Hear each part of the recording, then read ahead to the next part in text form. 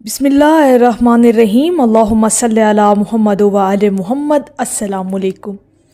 आज हम आपके साथ एक ऐसा नूरानी राज बयान करने लगे हैं जो लोग दरूद शरीफ पढ़ते हैं। अब वो जो राज है नूरानियत का, रूहानियत का, वो ज़रा आज गौर से सुनिएगा। वो लोग जो अहले दरूद हैं, जो दरूद शरीफ से मुहब्बत करते हैं और दरूद पाक के ज़िक्र को अपनी ज़िंदगी के अंदर मुसलसल इस्तकामत के साथ शामिल किए हुए हैं। जो अल्लाह के बंदे मुसलसल दरूद पाक पढ़ते हैं, चाहे वो दुनिया के किसी कोने, किसी खित्ते में भी बैठा हो, तो क्या अमल उसी वक्त जो उसके इर्द गिर्द है वो शुरू हो जाता है।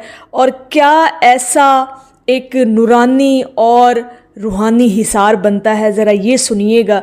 चाहे आप दुनिया के किसी भी हिस्से में बैठे हों, ये ज़रा राज सुनिएगा, क्योंकि आप एक ऐसी खूबसूरत इबादत कर रहे हैं ना कि जिसके राज़ों से पर्दा आपके सामने उठाना ज़रूरी है, ताकि आपको पता चल सके कि आप कितनी कीमती इबादत अपनी ज़िंदगी के अंदर शामिल किए हुए हैं। अल्हम्दुलिल्लाह सुम्मा अल्हम्दुलिल्लाह, दरूद पाक एक ऐसी इबादत है जो बंदे को बराह रास्त नबी करीम सल्लल्लाहु अलैहि वसल्लम की बारगाह से जोड़ देती है। ये वो वजीफ़ा है जिसके बारे में कुरान पाक में हुक्म है कि बेशक अल्लाह और उसके फ़रिश्ते नबी पर दरूद भेजते हैं। ए ईमान वालो, तुम भी उन पर दरूदो सलाम भेजा करो। हदीस मुबारका में आता है कि नबी करीम सल्लल्लाहु अलैहि वसल्लम ने फरमाया, जहाँ कहीं भी तुम हो मुझ पर दरूद भेजो, बेशक तुम्हारा दरूद मुझ तक पहुँचा दिया जाता है। अब ज़रा उस मंज़र का तसव्वुर करें जो अब आगे हम आपके साथ बयान करने लगे हैं कि आप दुनिया के किसी कोने में बैठे हों, किसी भी हिस्से में बैठे हों और आप दरूद पाक मुसलसल पढ़ने वाले लोग हैं, तो फिर होता क्या है। एक मोमिन दुनिया के किसी कोने में, शायद अपने कमरे में, शायद सफ़र में या तन्हाई में बैठा है, किसी भी जगह पर बैठा है, घर में है, घर से बाहर है, किसी भी दुनिया के हिस्से में वो शख्स मौजूद है। जब वो ज़ुबान से इखलास के साथ दरूद पाक पढ़ रहा हो तो एक इतना खूबसूरत आसमानी अमल बनता है, नूरानियत भरा, कि आप इंशाअल्लाह ताला जब इसका तसव्वुर करेंगे तो आपकी रूहें सरशार हो जाएंगी। जैसे ही ये अल्फाज उस शख्स की ज़ुबान से निकलते हैं जो दरूद पाक पढ़ता है, तो फरिश्ते उन कलमात को नूर में बदलकर अपने परों पर उठा लेते हैं। सुबहान अल्लाह। फिर फरिश्ते एक दूसरे को वो नूर मुंतकिल करते रहते हैं और यूं एक लंबी नूरानी और रूहानी कतार बन जाती है। ये कतार ज़मीन से आसमान तक और आसमान से फिर मदीना मुनव्वरा तक फैलती है।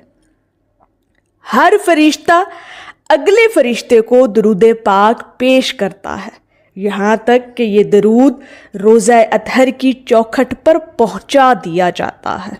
सुबहान अल्लाह। और फिर वो मुक़द्दस अल्फाज बारगाह मुस्तफ़ा सल्लल्लाहु अलैहि वसल्लम में पेश किए जाते हैं। नबी करीम सल्लल्लाहु अलैहि वसल्लम ने फरमाया कि अल्लाह रब्बुल इज़्ज़त ने ज़मीन पर फरिश्ते मुकर्रर फरमा दिए हैं जो मेरी उम्मत की तरफ से भेजा गया दरूद मुझ तक पहुँचाते हैं। यानी हर वो दरूद शरीफ जो आपकी ज़ुबान से निकलता है दुनिया के किसी भी हिस्से में बैठकर, तो जो आप दरूद पाक पढ़ते हैं वो बराहे रास्त आका करीम सल्लल्लाहु अलैहि वसल्लम की बारगाह अक़दस तक पहुँचा दिया जाता है। और दरूद शरीफ पढ़ने वाले पर अल्लाह रब्बुल इज़्ज़त की 10 रहमतें नाजिल होती हैं। फरिश्ते उसके लिए इस्तग़फ़ार करते हैं और क़यामत के दिन नबी करीम सल्लल्लाहु अलैहि वसल्लम ऐसे शख्स की खुद शफ़ाअत फरमाने वाले होंगे।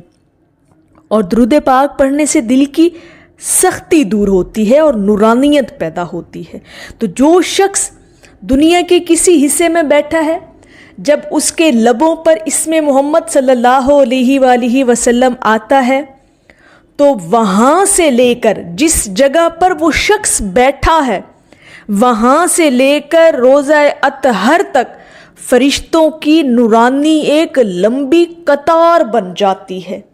یعنی جہاں آپ بیٹھے ہیں وہ ابتدا ہے اور اختتام حضور کریم صلی اللہ علیہ وآلہ وسلم کے روضہ اطہر تک ہے. اور وہ جو سارا آپ کا وہ دورانیہ، وہ سفر، وہ ایک فاصلہ، وہ فرشتوں کی قطاروں سے بھر جاتا ہے. سبحان اللہ، کیا خوبصورت یہ تصور ہے. جب آپ درود شریف پڑھتے ہیں تو ذرا امیجن تو کر کے دیکھیں کہ آپ دنیا کے کسی کونے میں بیٹھے ہیں، آپ کے ہاتھ میں تسبیح ہے، آپ تسبیح پر آنکھیں بند کر کے تعظیم کے ساتھ سر جھکا کر ادب کے ساتھ درود شریف پڑھ رہے ہیں، اور جس جگہ پر آپ بیٹھے ہیں پھر وہاں سے نورانیت کی، روحانیت کی، فرشتوں کی لمبی قطار بننا شروع ہو جاتی ہے. فرشتے قطار در قطار بڑھتے چلے جاتے ہیں اور وہ قطار کا اختتام فرشتوں کا ہوتا ہے روضہ اطہر پر.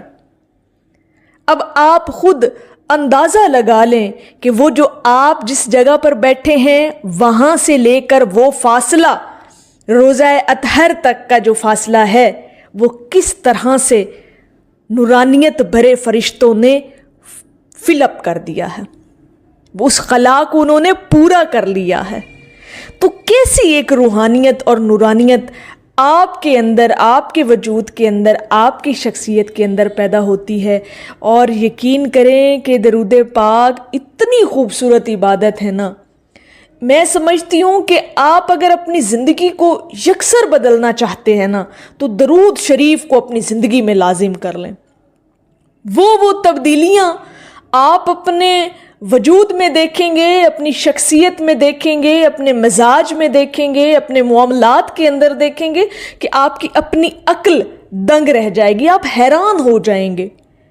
سوچیں وہاں تک جا ہی نہیں سکتی جتنا درود پاک کے پڑھنے سے آپ کی زندگی بدلتی ہے، انقلاب آ جاتا ہے لائف کے اندر. اور پھر اتنی خوبصورت فضیلتیں جو آپ لوگوں کے ساتھ بیان ہم کرتے ہیں کہ درود شریف کہ کتنی برکات، کتنی رحمتیں، کتنی نورانیت اور نور بھری یہ عبادت ہے. اگر اپنے اندر نور بھرنا چاہتے ہیں نا تو بس پھر درود شریف کو اپنی زندگی کا حصہ بنا لیں. انشاءاللہ تعالیٰ آپ کہیں گے کہ زندگی کے اندر کچھ شامل کیا ہے، کچھ عبادت آپ کر رہے ہیں. تو میری اللہ رب العزت کی بارگاہ میں دعا ہے کہ اللہ پاک آپ کو اور مجھے ہر وقت ہر سانس کے ساتھ اپنے نبی علیہ الصلاۃ والسلام پر درود و سلام پڑھنے کی توفیق عطا فرمائے. آمین یا رب العالمین. اور آخر میں ہے کہ یہ بھی فیض عشق ہے، ورنہ کہاں میں کہاں درود پاک. ایک دفعہ محبت سے پڑھ لیجئے صلی اللہ علیہ حبیبہ محمد وآلہ وسلم.